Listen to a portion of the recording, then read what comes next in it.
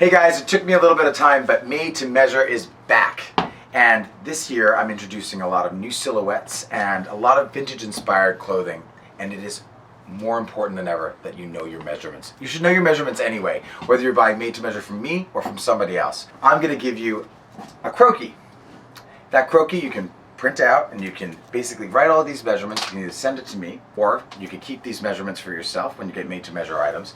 This is my friend Blake. And Blake, how tall are you and how much do you weigh? I'm 5'11", 165 pounds. Okay, so Blake is a good example of someone that, he's got a normal shape, he's got a normal form, but he's got a normal shaped body. We're going to be putting very tailored pieces on him. So he's going to be wearing a high-waisted pant back to a waistcoat and back to a tailored shirt. We're going to start from the neck down, and I'm going to give you all these measurements and a quick way of getting these done and making sure that they're done accurately. My recommendation is buddy system. Do this with somebody else. It is almost impossible to measure yourself. So make sure you have someone there. So we're going to start with the neck. Your neck measurement around the Adam's apple, not tight, but just flush to the skin. The crossback is really a measurement that goes from point to point. It's the beginning of the deltoid. You start probably about an inch down from the top of the shoulder and you arch over and it goes seam to seam. Chest measurement, and this is very important to get accurate. So I want you to think about one thing. The tape measure always needs to be parallel to the ground. We're going to measure around the chest. We're going to cut through the lateral muscle, over the pectoral muscle, and what we want to do is make sure that it doesn't dip down in the back. We want to make sure that this is perfectly parallel to the ground. Once you've got it fixed and it's perfectly parallel, put your arms down, and the tape should expand. So you've got a 38-inch chest.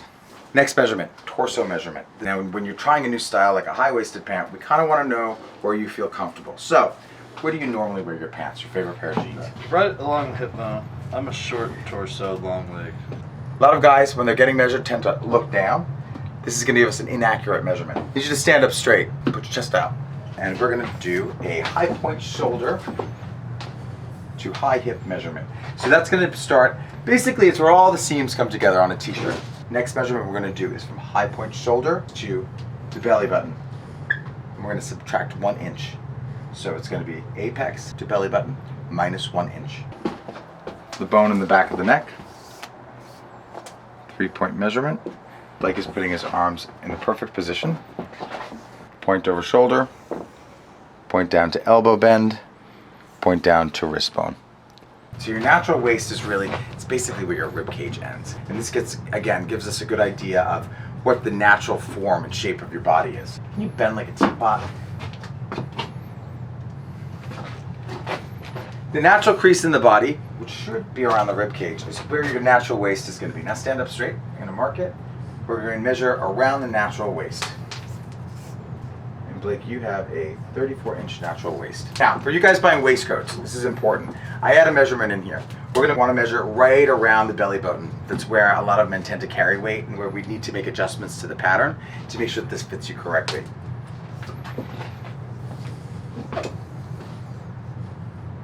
And you are a perfect cylinder. You're 34. Next measurement we're going to do is going to be high hip. High hip is where your hip bones are. So you're wearing high-waisted pants. You're going to want to jimmy these down. It's going to be at the top of the gutter. Sure. Straight around. Oops. 2.